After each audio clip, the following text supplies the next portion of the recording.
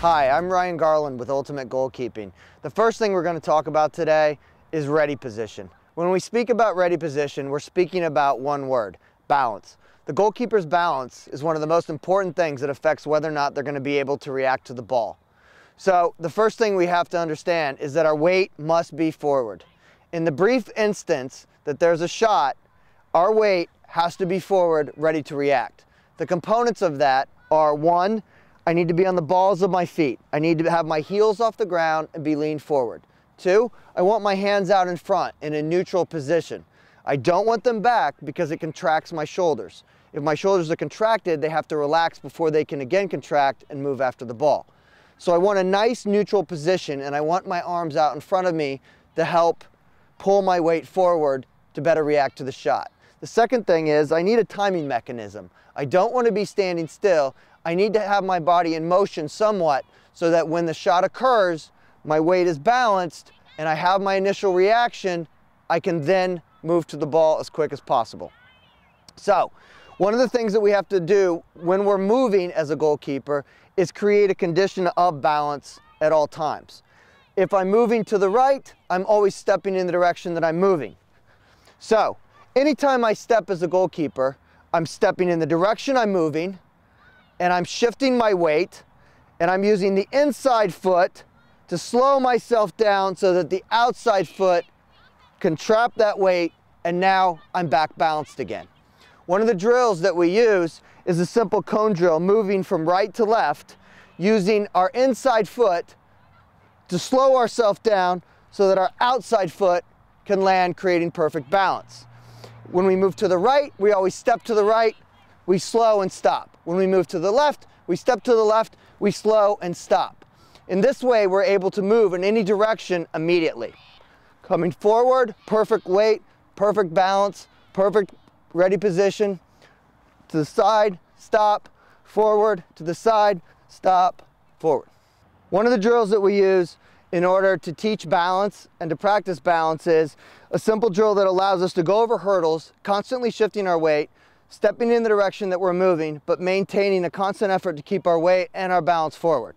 So we jump over, we're able to stop, keep our weight forward, we're stepping in the direction that we're moving, slowing on the inside foot to stop perfectly still on the outside foot, back stepping in the direction that we're moving, crossing the goal, slowing, stopping, stepping in the direction we're moving, and back forward. All with perfect balance, all with weight forward, always stepping in the direction we're moving.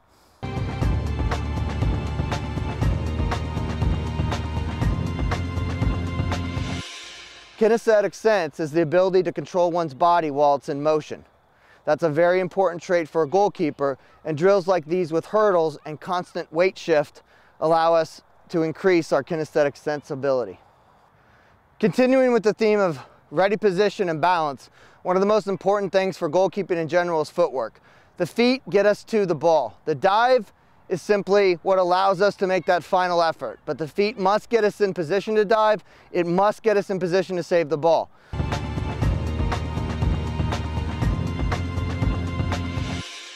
One of the steps we take is just the shuffle. Another step we take is a longer shuffle or the glide. Okay, and the third step we might take would be a crossover, where it's a longer step to get me somewhere quicker. This drill allows for different steps because the cones are at different lengths, but each step requires the goalkeeper to maintain proper balance with their weight forward. Plyometrics are also extremely important in goalkeeping. It allows us, again, to increase our kinesthetic sense, and it allows for better jumping. And jumping is part of the essence of being a goalkeeper. So, we have a box, we have the GK launcher, and we start a simple plyometric exercise, jumping up, down, and immediately exploding forward. In our ready position, weight forward, perfect balance. Okay, this works on stepping in the direction we're going. So we start stepping up, back down, back across, back forward, back to the right, back to the left, back. Now we put obstacles in the way to allow the goalkeeper to have to move, maintain balance, constant ability to stop with proper ready position, but going over certain things. So in this case, we have the GK launcher. We're just gonna go over, touch, over, touch. Okay, constantly stepping in the direction we're moving every single time. Now we'll add hurdles. Now Sarah's going back and forth across the goal, and she's having to navigate the hurdles in addition. Each one of these drills will benefit the goalkeeper in numerous ways. When we speak about ready position, we're speaking about balance. And balance allows the goalkeeper to be able to move in any direction at any time. In order to do that, the goalkeeper must have their weight forward, their hands in a neutral position, they must be able to step in the direction that they're moving, and they must be able to react and slow their body using their kinesthetic sense to move again in a different direction. All of the tools shown will allow the goalkeeper to better enhance their ability at footwork, at kinesthetic sense, and ultimately to create enough balance to have the perfect ready position to be prepared for any shot.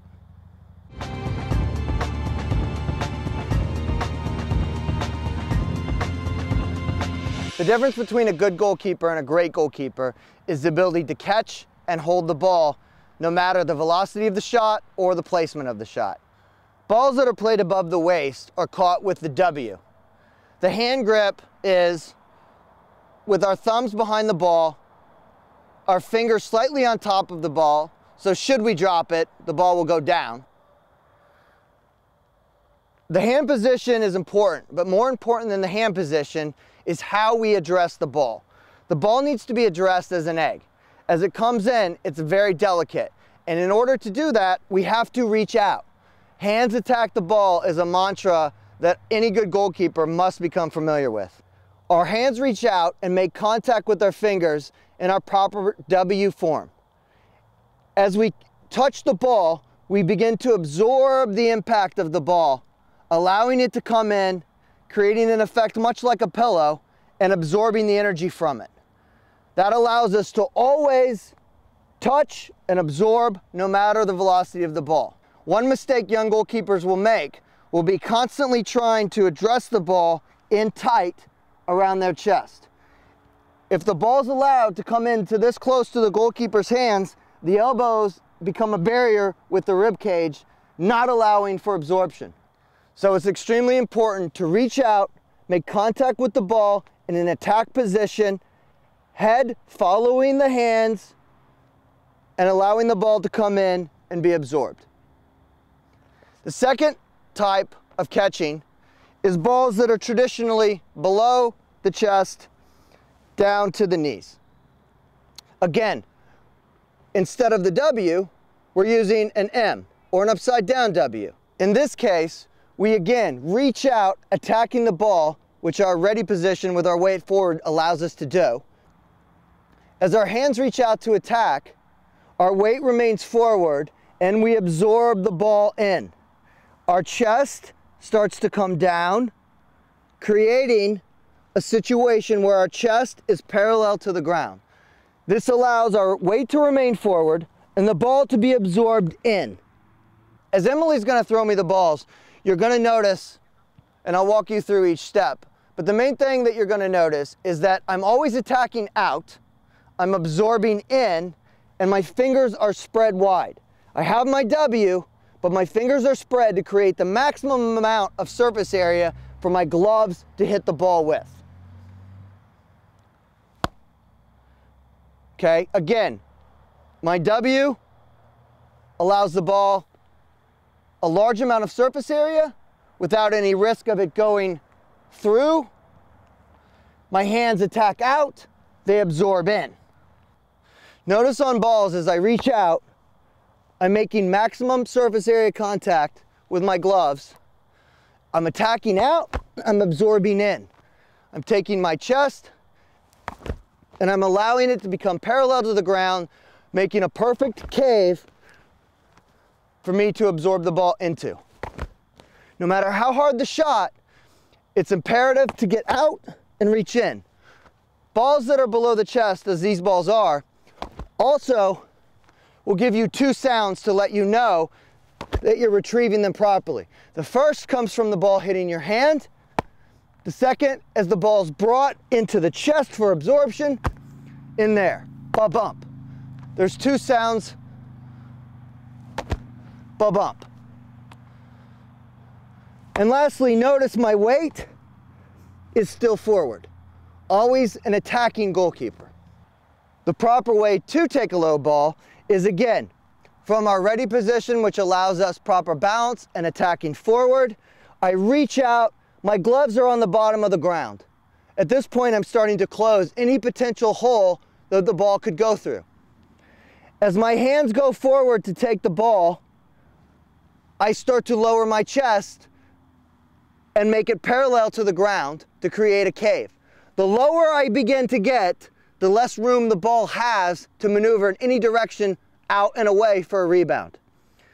The third thing I do is I bring the ball in, absorbing the ball to my chest, and then I take it forward. It can be said in 3 steps. 1, I attack out. 2, I absorb in. 3, I take forward. No matter how hard the ball is shot, I have proper absorption to take anything, whether it's skipping, whether it's bouncing,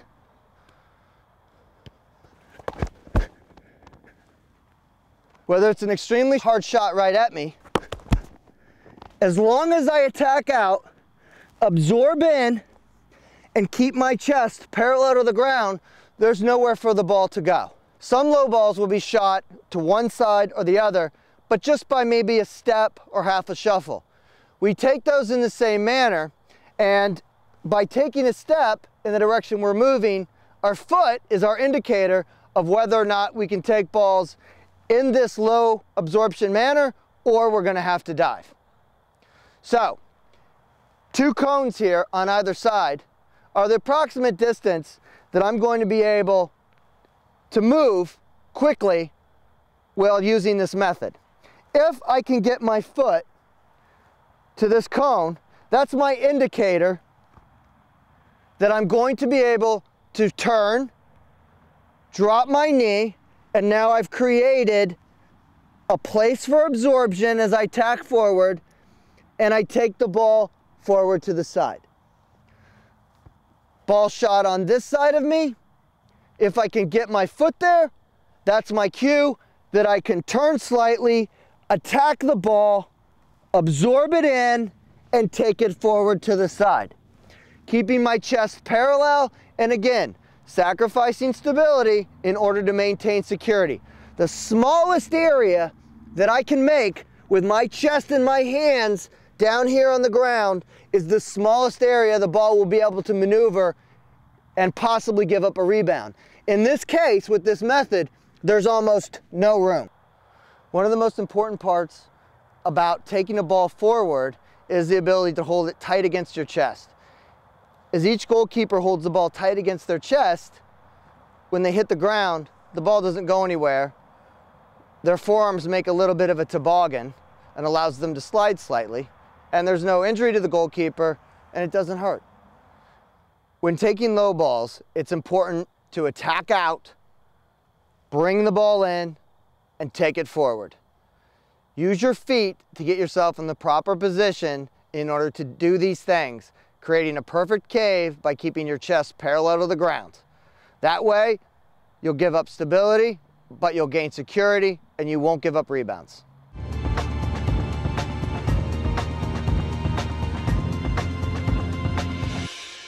One of the most common saves a goalkeeper has to make is a low dive. Always starting from the proper ready position so that the goalkeeper can move instantly in the direction they need to move. We have to learn to transfer our weight and our momentum into an explosive package which can launch towards the ball out of the fingertips in a very attack-oriented save. Our balance and our weight is forward the instant the shot is taken. At that point, if the ball's shot to my left, I step in the direction I have to move, and my hand shoots as well.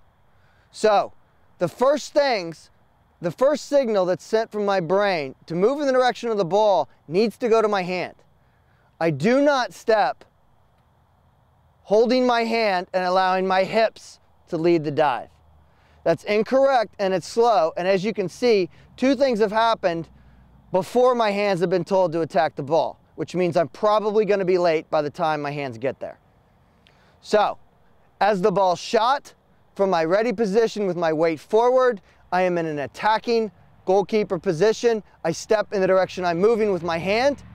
I shift my momentum down, and as I go lower and my hand starts to come, this foot launches my body. When this foot launches, it explodes me along my armpit, attacking along the ground in a slide or a dive. It is not like a rock that's being thrown to the ground. It is like a stone that is being skipped. And in order to create that effect, as I step and attack, I get low so that my explosion is low along the ground. Step down, shoot is the mantra that we repeat over and over again in ultimate goalkeeping, because we step in the direction of the shot, we adjust our weight down, and we shoot, exploding off of the left foot to the left or the right foot to the right. To demonstrate, we're going to all go to the left first. From our ready position, the first step is to step in the direction of the motion. We change our momentum and we shift our weight downwards, and then we launch along our armpit. Coming back up, we're again starting from our perfect ready position, and everything we do, we step, lower our momentum, and shoot. Now the difference between a good goalkeeper and a great goalkeeper is the foot on the dive. A good goalkeeper may have a decent dive because they've stepped and they've shifted their weight, but then they've just fallen.